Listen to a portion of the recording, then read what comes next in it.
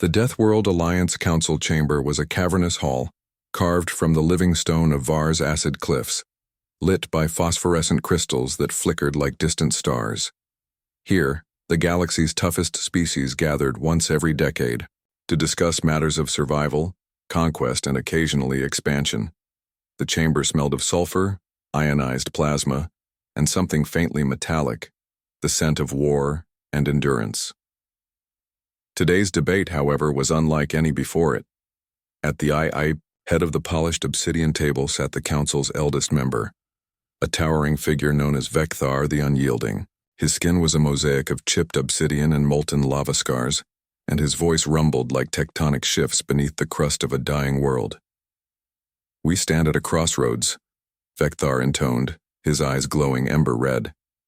"Our alliance has thrived by surviving the deadliest worlds known to space, yet our numbers dwindle, and our traditions risk stagnation." A chorus of guttural growls and clicking mandibles echoed from the representatives. Krell acid spitters, gravity-dense Thrawn titans, and psychic Enkai whose minds shimmered with strange colors. "For too long, we have shunned outsiders," hissed an elder Krell, his voice dripping like corrosive venom. "To invite another species is to invite weakness. The dead worlds demand strength beyond measure." "Perhaps," said a younger envoy, a sleek silver-scaled Thranis. "But what? If the strength we seek hides where we least expect it?" The chamber fell silent. It was the junior envoy's suggestion that stirred unease and curiosity alike. A species from a small, wet planet called Earth, a place classified as a Category 5 death world due to its dangerous fauna and volatile environment, but by their standards still a relatively soft world. The envoy claimed Earthlings survived floods, fires, diseases, and violent internal conflicts with a resilience and unpredictability that bordered on madness. The idea was scoffed at first, but with their numbers dwindling after countless wars and planetary cataclysms, desperation lent weight to curiosity. "Invite them," Vekthar decreed after a long pause, but with caution. "Send a message of invitation and observe. We will decide their fate by their arrival." The envoy tasked with delivering the invitation was a stoic throne named Gralvax, who found humor in the idea of sending a formal invite to such a primitive species. "They will die before the message reaches them," he muttered, but Earth's reply was swift and unexpected. Captain Amina Reyes of the United Earth Alliance responded with a message that was equal parts confident and irreverent. "Thanks for the invite. We accept. Bring snacks." The council received the reply amid a storm of disbelief. Sending a delegation was no longer a choice, it was a necessity. 3 months later, a small battered human ship appeared in orbit around Var, dwarfing the sleek and lethal vessels of the Deathworld fleet. Amina Reyes descended alone onto the Alliance's diplomatic station, wearing nothing more protective than standard Earth fatigues and a wry smile. The arrival chamber was filled with tension as delegates gathered, acidic mists curling from Krell, skin, muscles bulging beneath Throne's dense exoskeleton, psychic tendrils probing the air from the Nikai. Amina stepped off the ship, chewing gum and humming a tune from Earth's distant past. She surveyed the crowd and offered a casual salute. "Captain Amina Reyes, Earth delegate," she said, voice steady and warm. "I'm here to make friends, or at least not get killed." The room was silent for a long moment. Krell, ambassador. Zrix broke the silence, recoiling as if stung by an invisible lash. You breathe without a survival suit, you are vulnerable." Amina grinned. "We humans have this weird trick called lungs. They kinda work everywhere except maybe here. But hey, I brought snacks instead." She pulled from her pack a small container filled with spicy peanuts, an Earth delicacy. The pungent scent immediately caused several delegates to stagger back, eyes watering. "You insult our physiology," hissed the Krell, voice dripping venom. "No insult intended," Amina said smoothly, popping a peanut into her mouth. "Just cultural exchange." The delegates began to murmur among themselves. Here was a species unafraid, unshielded, and unflappable in the face of overwhelming odds. Worse, Amina's casual manner made them feel like their millennia of hard-earned, Superiority was suddenly on shaky ground. The station's atmospheric controls struggled to keep up with the acidic vapors exhaled by some of the delegates. One elder in Kai nearly fainted from the odor of the peanuts, muttering about toxic psychological warfare. Vekthar observed silently from the shadows, his red eyes narrowing. This human was either incredibly brave or monstrously foolish. Either way, the Deathworld Alliance would soon learn that inviting humans into their fold was not a mere diplomatic gesture. It was the beginning of a reckoning that would shake their foundations to their core. Captain Amina Reyes was a walking contradiction in the eyes of the Deathworld Alliance. The hardened delegates, forged on planets where survival was a brutal contest of strength, cunning, and sheer will, could barely comprehend the ease with which she navigated their deadly political arena. When Amina stepped onto the sprawling diplomatic station orbiting Var, her presence was an insult wrapped in a smile. She wore Earth Standard issue fatigues, olive green and faded from years of service, and carried nothing more formidable than a standard issue sidearm holstered at her hip. No environmental armor, no adaptive bioshield, not even a helmet. The other delegates were clad in gear designed to withstand everything from acid storms to crushing gravity. The Krell dripped corrosive toxins from every pore. The throne's dense frame seemed to crush the very floor beneath them. The psychic Nikai shimmered with ethereal energy that bent reality. And here was this human woman chewing gum and humming a jaunty tune. It was as if she had walked straight out of a holovid and into the heart of a galactic war council. The first diplomatic session was a spectacle. The delegates sat stiffly around, the great obsidian table, eyes narrowing, mouths curling in suspicion, or something that passed for it on their respective physiologies. Amina's chair was the smallest, yet she slouched comfortably, legs crossed, hands folded lazily on the table. The Krell ambassador, Zuraxth, eyed her like she was a particularly annoying insect. "You breathe our atmosphere unaided?" rasped, his voice like gravel dragged across broken glass. "Yup," Amina said, popping a peanut into her mouth and crunching audibly, "though it's a bit dry in here. You guys might want to add some humidity next time." Several delegates recoiled as if she had spat acid. The room smelled faintly of sulfur and metallic tang, but to the Krell, even Amina's presence was an affront to their delicate senses. The throne delegate, Graal Vax, thumped his massive fist on the table, causing the floor to tremble. "You mock us, human?" "No mockery intended," Amina said with a crooked grin. "Just trying to keep things light. Negotiations get boring without a little humor." The Inkai ambassador's glowing eyes narrowed, projecting a psychic wave that made a few delegates twitch involuntarily. "Your humor is unsettling. It is not the way of the Deathworlders." "That's because humans have a secret weapon," Amina said, leaning forward. "We laugh in the face of death, literally."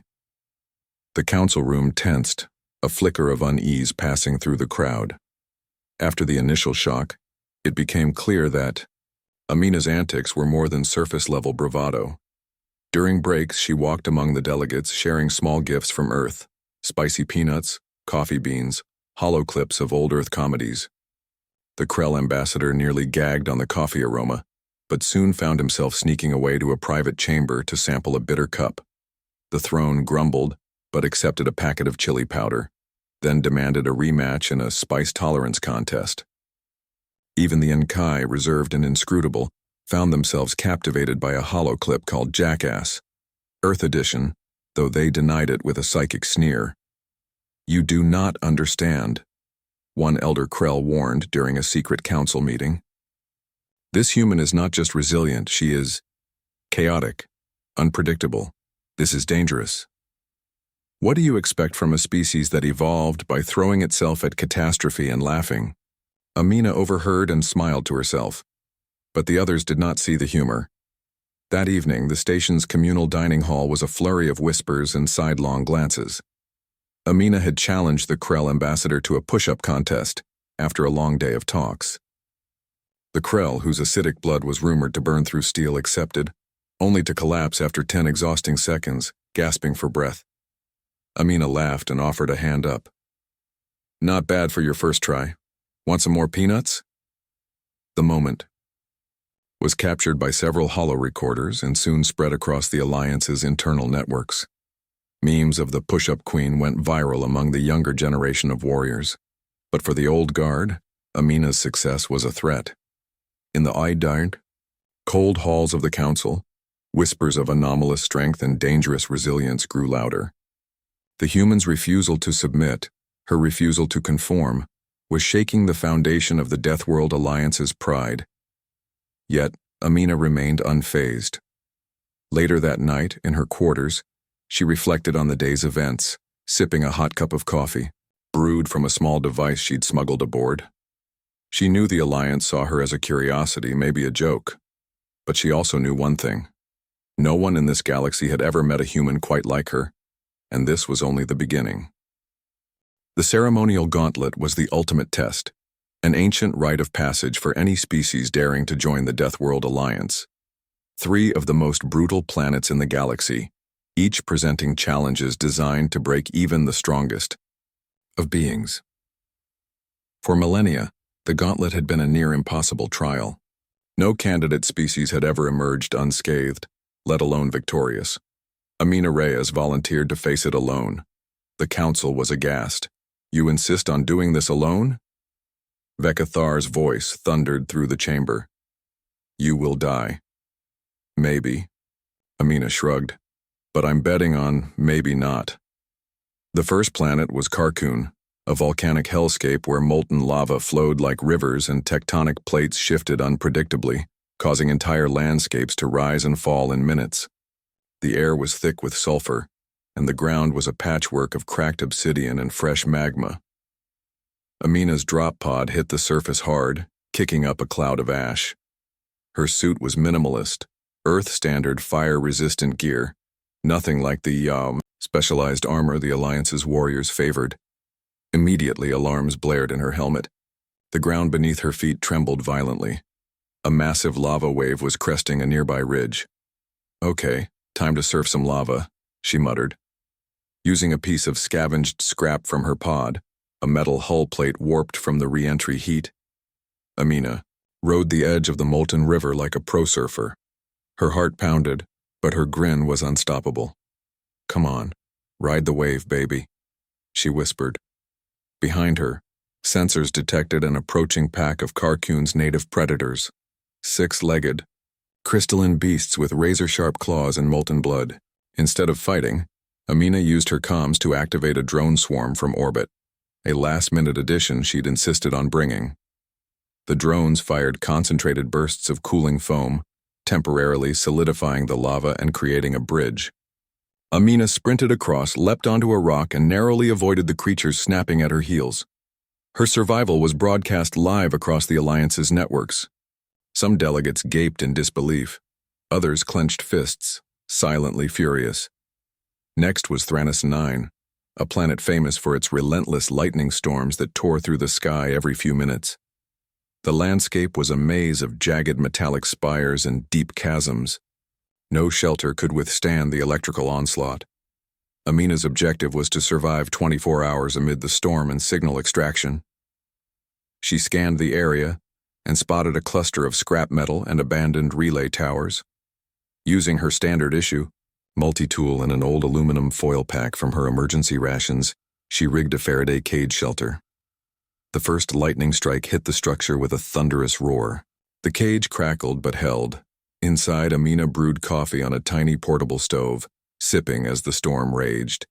The alien sky flickered with raw power. At one point, she recorded a quick message to the Alliance command. "If this is what you call a test, I'm buying a new planet next time." The storm was unrelenting. She had to constantly repair and reinforce the cage, all while fending off swarms of metallic insects that thrived in the electrical energy. Her calm in the chaos was unsettling to the viewers back on the station. The final leg was the most grueling. A trek across the Var acid swamps, her namesake planet, covered in pools of corrosive acid and inhabited by beasts that dissolved anything foolish enough to touch the water. The task was simple, in theory: cross the swamp, retrieve a data core from an abandoned research station, and return. Amina's suit was lightly reinforced with Earth-made polymer layers resistant to acid burns, but she knew the real challenge was navigating the shifting terrain. Using a combination of pole vaulting techniques and a customized grappling hook, she bounded from rock to rock, avoiding deadly acid pools. At one point, a massive amphibious predator lunged from the swamp, snapping jaws inches from her face. Without hesitation, she pulled out a compact flare gun, firing it into the creature's maw. The beast recoiled, blinded and snarling, buying her precious seconds. She retrieved the data core, a sleek black device, and began the return journey under a sky darkened by storm clouds.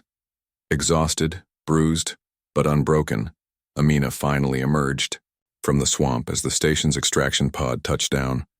Back on the station, the delegates were waiting. There was silence. Then the Krell ambassador spat acid in disbelief. "Impossible," Gralvax, the throne delegate, nodded grudgingly. "She does not die. She survives." The Nikai ambassador's glowing eyes flickered nervously. "We must reassess." Vekthar leaned forward, eyes sharp. "You passed the gauntlet. But this is only the beginning, human." Amina smiled, wiping sweat from her brow. "Yeah, I figured. But I'm just getting started." Across the Alliance, whispers spread. Humanity was not just resilient.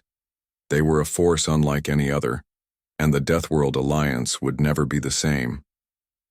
The diplomatic station had never known chaos like this.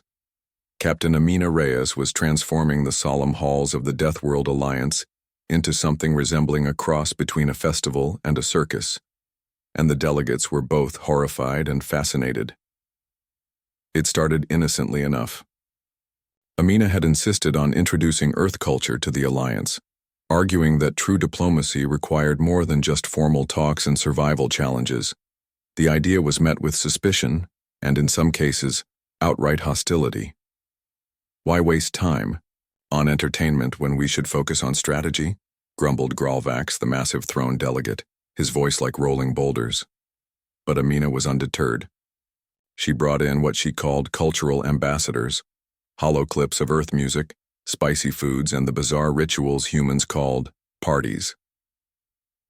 The first event was a simple gathering in the station's common area. Earth music played softly. In the background, jazz, blues, and something called rock and roll. The throne growled in confusion. The Krell hissed in disdain, and the Enkai's psychic energies flickered uncertainly. Amina handed out small packets of spicy peanuts, the same ones that had caused chaos during her arrival. Krell ambassador. Zerex tasted one and immediately began to cough violently, acid-like saliva dripping from his mouth. "This is torture." "That's the point," Amina grinned. "It wakes you up." Next was the introduction of coffee. A small brewing machine hissed and bubbled, releasing the dark, aromatic liquid into tiny cups. The station quickly filled with the bitter scent. The Krell and Throne delegates were suspicious but curious. One by one, they took sips. Some gagged. Others, like Gralvax, seemed to enjoy the bitter burn. "This is foul," muttered a Krell. "Foul but addictive," Amina corrected. "Like a punch in the face, but with flavor." Then came karaoke. Amina set up a hollow microphone system and demonstrated, singing an old Earth tune with surprising skill. The delegates were hesitant but intrigued. The first to volunteer was the Krell ambassador, his guttural voice cracking as he attempted a human pop song. The attempt ended in a disastrous, off-key shriek that left the audience in stunned silence. Not to be outdone, the throne ambassador took the stage next. His booming voice shook the room, but the fast-paced rhythm overwhelmed him. Halfway through, he stopped, panting. The Enkai, ever enigmatic, declined but watched with psychic amusement. Despite the disasters, the delegates were hooked. Spurred by newfound enthusiasm, Amina introduced the storytelling contest, a human tradition where participants told tales of adventure, humor, or tragedy. The contest quickly became a highlight, with delegates recounting their own brutal survival stories. But with a newfound twist, they tried injecting humor and irony. The Krell told a tale about the time he accidentally acid-burned his own foot, eliciting grudging laughter. The throne narrated a story about his first failed battle drill, drawing sympathetic chuckles. Amina's stories were the crowd favorite, mixing raw honesty with wit and self-deprecation. But not everyone enjoyed the new customs. In the council's shadowy chambers, elder delegates whispered darkly. To them, these soft entertainments threatened centuries of stoic tradition and brutal honor. "This is a corruption of our culture," hissed one. "We are Deathworlders. We endure pain and suffering. We do not mock it." But the younger delegates, those who had watched Amina's antics and heard her stories, felt something shifting inside themselves. They realized that laughter, defiance, and even joy were powerful tools in survival, just as vital as muscle and toxin. Meanwhile, Amina's influence spread beyond the station. Colonies and outposts began to adopt human customs, quietly at first, then openly. Coffee shops sprouted in asteroid mining colonies. Karaoke bars thrived on frontier worlds. Stories of human humor and resilience became galactic legends. The Deathworld Alliance, once the galaxy's most feared bastion of harsh survival, was changing. One night, as Amina relaxed in her quarters sipping a strong cup of coffee, she received a message from the Krell ambassador Zerexth. "Captain Reyes," it read, "your customs are infuriating, but I admit they bring something new to our lives. Perhaps we are not so different after all." Amina smiled and typed back, "Welcome to the party, Ambassador. We're just getting started." The Deathworld Alliance had always been a coalition forged in fire and fury, a grim brotherhood of species hardened by brutal worlds and unrelenting conflict. Trust was scarce, and alliances were tempered by suspicion and honor-bound grudges. Into this crucible stepped Captain Amina Reyes, a human who had survived the gauntlet and shattered the rigid mold of Deathworld diplomacy. But survival alone was not enough. If humanity was to find its place, it would have to earn respect through something deeper: connection.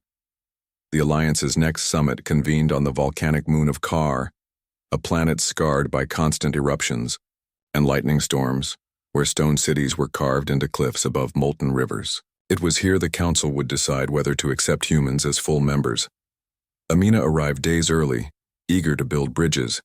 She sought out representatives from each species, not in formal chambers, but in the smoky taverns and bustling marketplaces, where genuine interactions could bloom.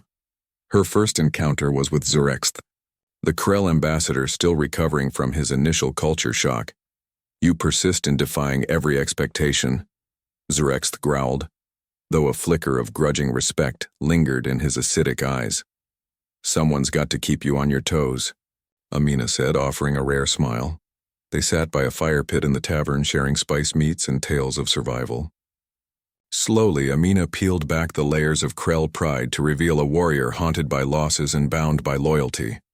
Next was Graalvax, the throne delegate, whose massive frame filled the corner of the tavern like a mountain. Despite his gruff exterior, the conversation revealed a being who valued strength but wrestled with the burden of leadership. "You remind me of my youth," Graalvax admitted, "when we fought not only enemies but the fear inside." "Yeah," Amina replied. "I know fear, but sometimes you've got to laugh at it." Then Kai Ambassador remained elusive, retreating into psychic shrouds and cryptic riddles. But even the Nakai could not ignore the ripple humanity was causing. Back in the summit hall, negotiations began in earnest. The agenda was thick: resource sharing, territorial claims, and a looming threat from a predatory species known as the Vrak, infamous for wiping out entire colonies.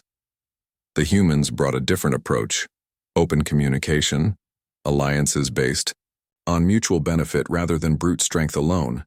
Amina proposed joint training exercises, where Deathworld warriors could learn human tactics, emphasizing adaptability, teamwork, and resilience. Her proposal was met with skepticism. "You are," soft snarled a Krell warlord. "Your strength is in numbers, not in honor."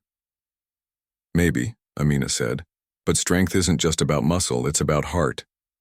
And we humans have plenty of that."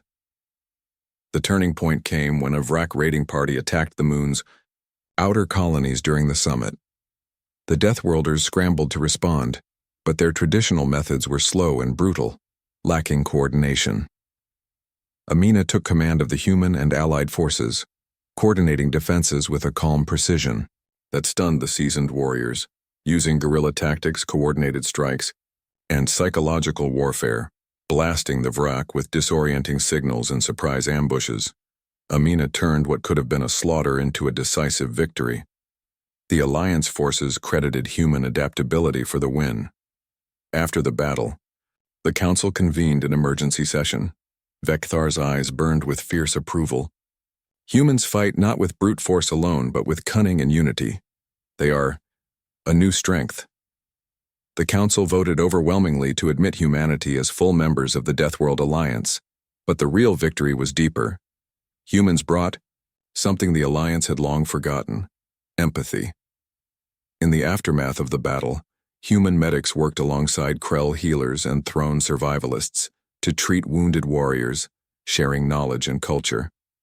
They told stories, laughed, and forged bonds that transcended species lines. Amina stood beside the Council as Vekthar declared, "From this day forth, humanity is no longer an outsider. They are brothers and sisters in arms." For the first time in millennia, the Deathworld Alliance was not just a union of survivors, it was a community, and it was the human touch that had made the difference. The glow of victory after the Vrak assault was fading faster than anyone expected. Though humanity had been accepted into the Deathworld Alliance, not all were pleased. Beneath the surface of newfound unity, old rivalries and distrust simmered, ready to ignite into chaos. Captain Amina Reyes knew the real battle was just beginning, not on brutal battlefields, but within the labyrinthine corridors of power. The summit on Kar continued, but whispers of dissent grew louder. A faction of elder delegates led by the notorious Krell warlord Malzeth conspired in the shadows. "This alliance with humans dilutes our strength," Malzeth hissed during a secret meeting, his acidic breath fogging the dim chamber. "They mock our ways, weaken our traditions. Soon we will become shadows of ourselves." The group's plan was bold: sabotage the human contingent and reclaim the Deathworld Alliance's ancient purity.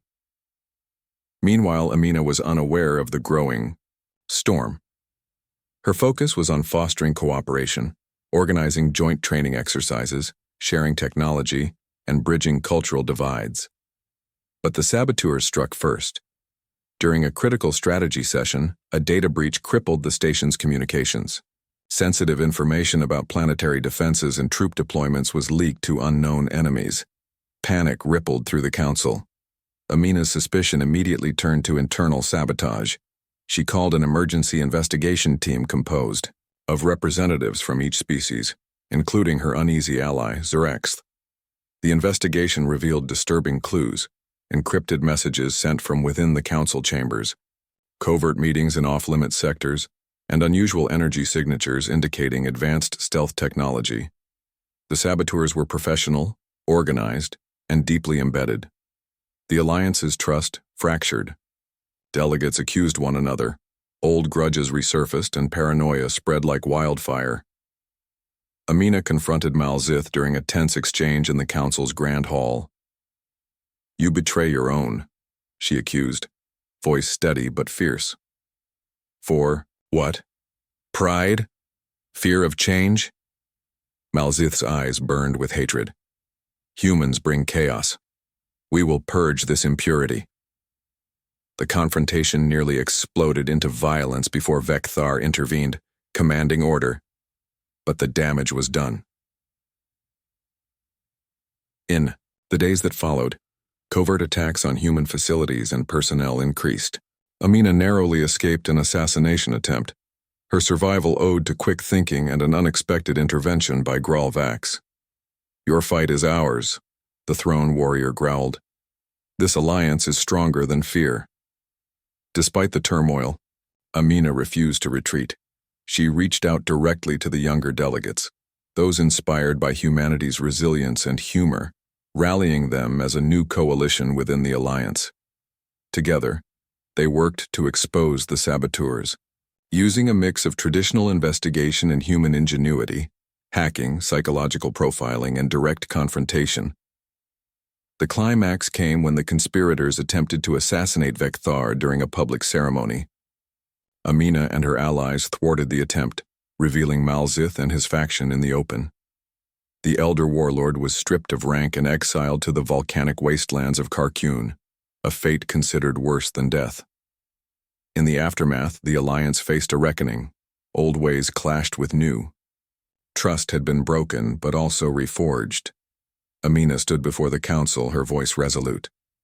We are not perfect, but we are stronger because we choose to change, to embrace each other. Her words echoed across the chamber.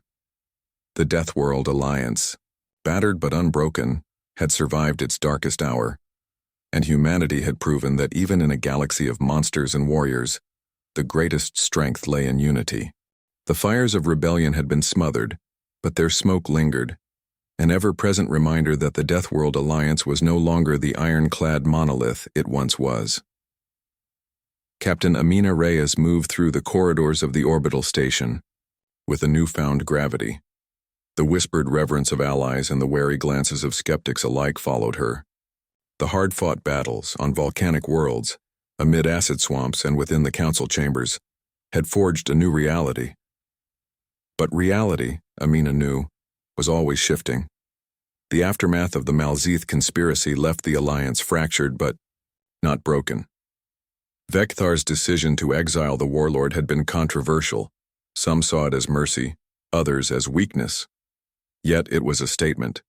The alliance was committed to evolution, not regression. In the days following, the council convened to discuss reforms. Delegates debated the inclusion of human customs into Deathworld law, the sharing of technology, and the restructuring of military command to incorporate human strategies. Amina sat quietly during the heated sessions, absorbing the clashing voices. You cannot simply impose your customs, argued one elder Krell delegate. Our traditions are born of survival and honor. But our traditions nearly destroyed us, countered a younger Nkai representative.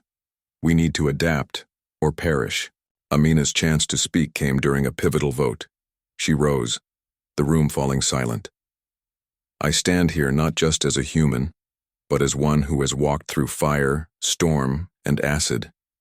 I have seen what happens when fear controls us, and what happens when courage opens doors. Our strength is not just in our claws, toxins, or psychic powers. It is in our willingness to grow. Her words resonated.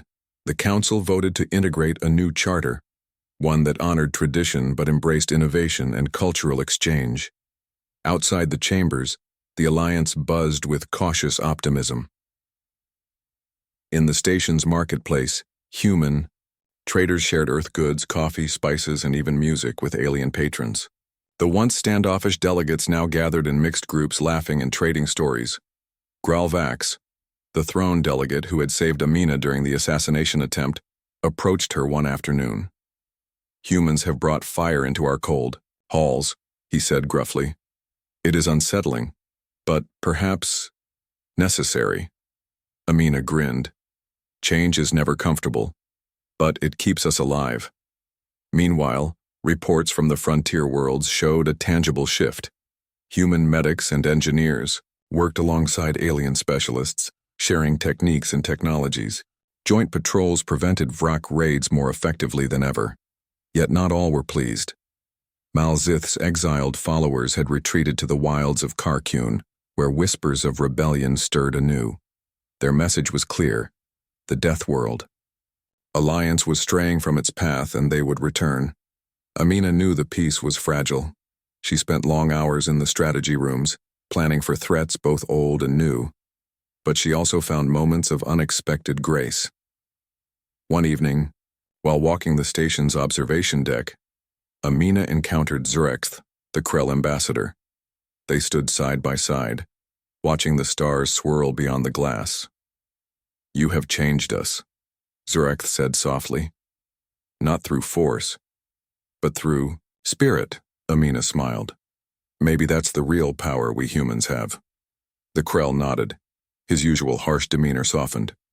Perhaps there is hope for us all. As the station's lights dimmed and the galaxy stretched endlessly beyond, a new chapter was beginning. The Deathworld Alliance was no longer just a coalition of survivors. It was becoming a community.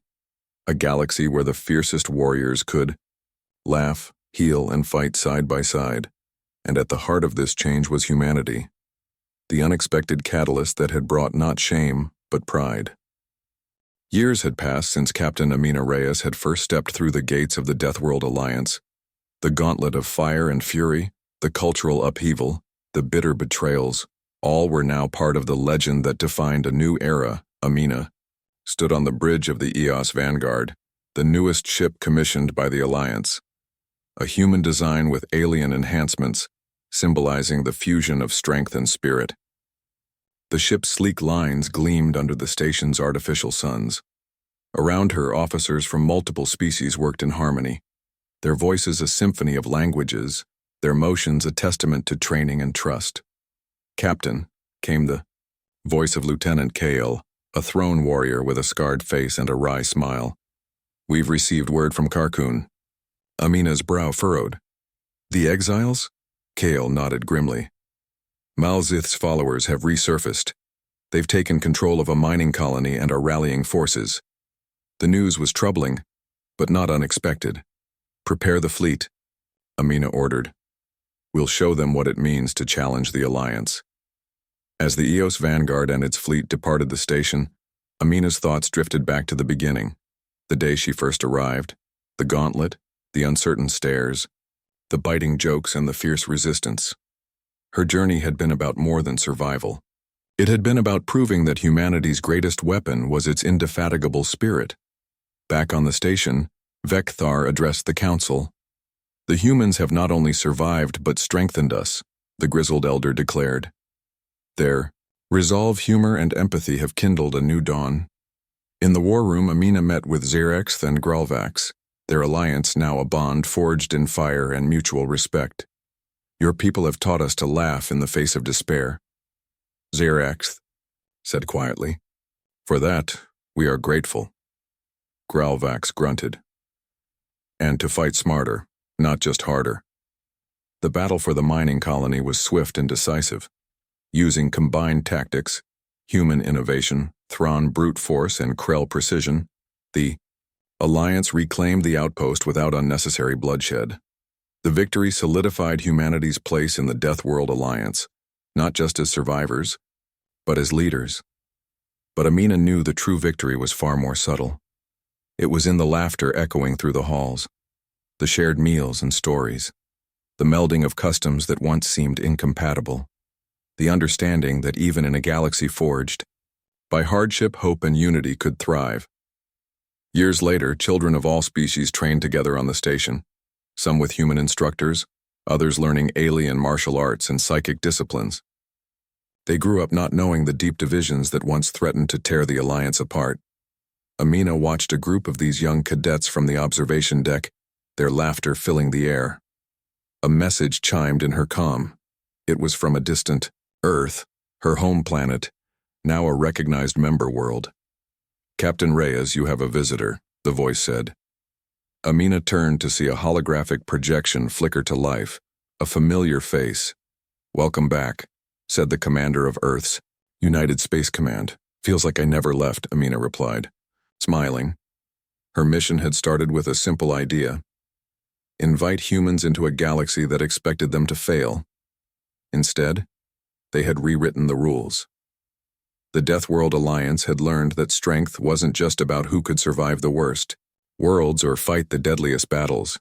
It was about who could bring others along, who could build bridges instead of walls. And humanity, ever unpredictable, endlessly resilient, had become the spark that ignited a brighter future. As the EOS Vanguard sailed onward, carrying the legacy of the invited, Amina knew one thing. For sure, the galaxy would never forget the day humans walked into the fire and changed everything.